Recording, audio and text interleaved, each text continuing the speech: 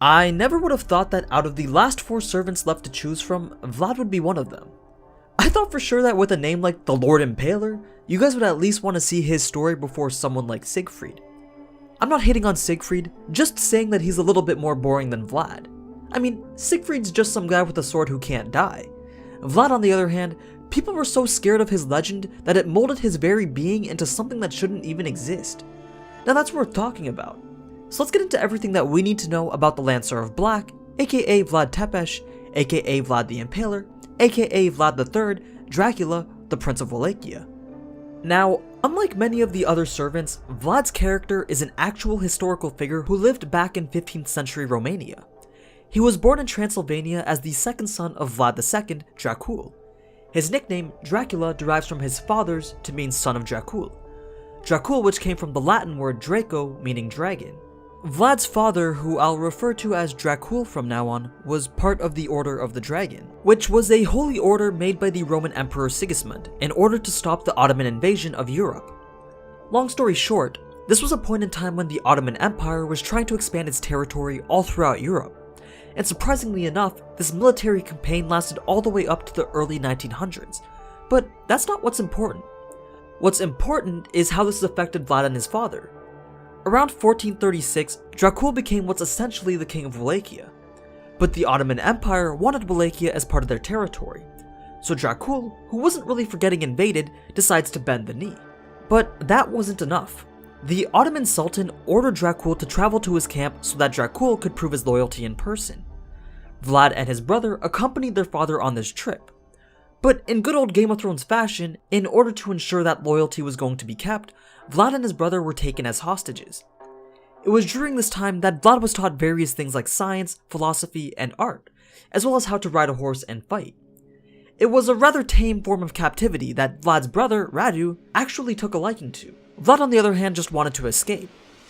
Fast forward a little bit, and Dracul finds himself fighting to defend his position as leader of Wallachia. He loses this fight for power and is killed by the Boyars, another family of nobility. The country then falls to the hands of Vladislav II. The Ottoman Empire isn't quite happy with this result, so they release Vlad from captivity to go fight and take Wallachia back.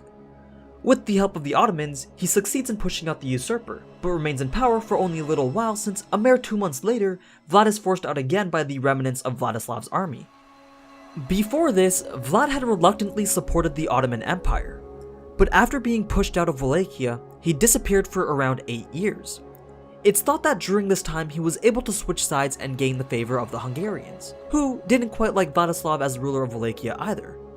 So Vlad, with the support of a Hungarian army, invaded Wallachia and became the ruler once more. Vlad knew that if he was going to properly defend his country from the invasions of the Ottomans that was sure to come, he would first have to unify his country from within. So there's normally 2 ways this can go. Either be diplomatic and win the favor of your people, or rule through fear and authority. Well, Vlad, being the nobleman he is, invites over all the boyars to a banquet at his castle. I bet you can already tell where this is going. Yep, Red Wedding style, all the boyars are stabbed and then impaled on spikes. Now, this was the first of many events that led Vlad to gain the name Vlad the Impaler. He led many military campaigns that almost always ended up in his victims getting impaled, mutilated, disemboweled, or decapitated. Literally, you name it, and he probably did it. But you're probably wondering, if he just tortured people all the time, then how is he considered a heroic spirit? Well, Vlad was only harsh to the people who tried to bring harm to his country. All he cared for was the well-being of his nation. And if you did something that wasn't in Wallachia's best interest, then you might as well just go impale yourself, cause one way or the other, it's gonna end up happening. He was so loyal to his country that even Pope Pius II acknowledged his efforts. After he dealt with the Boyars, he moved on to the Saxons. Then after that, the Ottoman Empire came knocking, requesting their yearly tribute to show loyalty.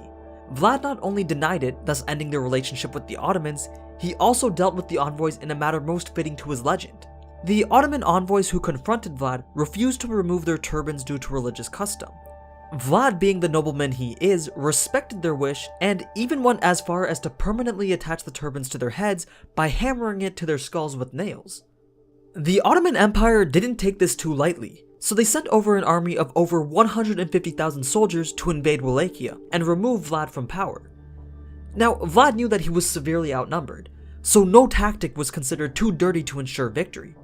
scorched earth tactics to remove all potential enemy assets, and guerrilla warfare to assassinate enemy leadership was all accounted for. But what really won him the battle against the Ottomans was his display of pure determination to deter the enemy. When the Ottomans approached an abandoned Wallachian camp, what they came across was the impaled bodies of around 20,000 Ottoman POWs. Women and children who were also prisoners were found impaled here. The very sight of this was just a big fat nope, which caused the main Ottoman army to just turn around and return home. Now, Radu, Vlad's brother, who had been siding with the Ottomans the whole time, kept his army in Wallachia. He tried a couple more times to invade through brute force, but Vlad was able to defend. However, during this time, many of Vlad's men were also defecting over to Radu's side, and this caused Vlad to have to retreat from Wallachia. Radu became ruler for a bit over a decade until he died in 1475. A year later, Vlad, who had gained the support of the nation of Moldavia, was able to reclaim power for a third time. But yet again, this one was short-lived, lasting only a month, because while traveling to another battle against the Ottomans, him and his small group were ambushed. Vlad died from this, leaving only the legends of his gruesome feats in battle to live on today, which, as I'm sure you know, inspired the creation of Dracula. So nope, Dracula wasn't the blood-sucking vampire that we were all made out to believe he was. He was just a man whose dedication towards his own country led him to executing over 1/5 of its population. Not quite sure which one is worse. But anyway, let's move on to his abilities and noble phantasms now. Vlad is one of those servants whose power is very conditional upon being in his own domain. When in the borders of what's considered his domain, he's said to have power equal to that of Heracles or King Arthur. And that's because his fame as a legend is boosted significantly when in Romania, which, if you didn't know, is what was once Wallachia. His first noble phantasm is called Kazikli Bey, the Lord of Execution. This is his weapon, and it reproduces the staking of the 20,000 Ottoman prisoners from his history. This is the act that granted Vlad his place in history as a fearsome leader, one that shouldn't be reckoned with. So it'd be expected that one of his noble phantasms would be based off of it. One of these stakes wouldn't do much to harm a servant because individually they're quite weak. But if 20,000 of them came rushing at you at once, then that's going to do a little bit of damage. It's the overwhelming onslaught of stakes constantly projecting themselves from the ground up into your face that makes this noble phantasm so powerful. Kazikli Bey can only be used within a radius of 1 kilometer of the area that has been marked as Vlad's domain by the demonic defender of the state skill. This allows him to mark an area as his domain by securing the border prior to a fight. That's why he was able to have so much power while in Tryphis. He had used this skill to transform it into his own domain. Vlad also has a spear that he personally fights with. It has a unique ability where if it touches an enemy even once while within Vlad's territory, then it can cause stakes to spawn from within the enemy's body. There's no way to defend against this attack because once contact has been made with the spear, the stakes are already forming within your body. As you'd expect, leaving his domain in Romania would result in a significant decrease in the spear's power, as well as the loss of the ability to produce stakes from literally anywhere. Then there's the legend of Dracula, the Successions of Blood, a noble phantasm formed completely off of legend and literary works, molded by the very image of terror that Vlad produced during his time alive. This can only be activated through command spell, and it turns Vlad into the monster that he hates being envisioned as. Once transformed, Vlad loses all of his previous abilities and skills. Instead, he gains a significant boost in strength and speed.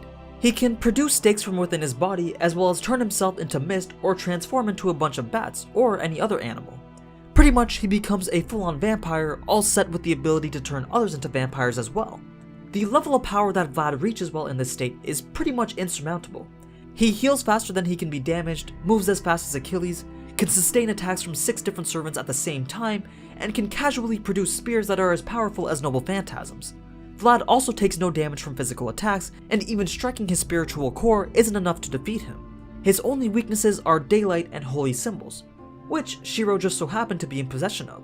The only thing that would have stopped Vlad from turning the servants and the rest of the world into his vampire minions was Shiro's black keys and baptism rites, or Ruler's eternal luminosity, both of which are holy items. And that's Vlad. I really liked what they did with him in the show. Although his rampage was really short-lived, getting to see all the servants fight together against this monster and his minions, like something straight out of COD Zombies, got me super hyped. If Fate Apocrypha did something right, it would definitely have to be their action sequences. Anyway, that's it for the Lancer of Black. There's only 3 servants left, and the next one will probably end up being Kiron. But if you guys want to sway the vote and go for Avasbron, that'd be cool too. The Caster of Black fans have definitely been the most vocal in the polls, and I respect that. So maybe you guys can surprise them and have him chosen for next week's episode. As always, thanks for watching, and if you enjoyed this type of anime content, then you already know what to do. So until next time, ciao!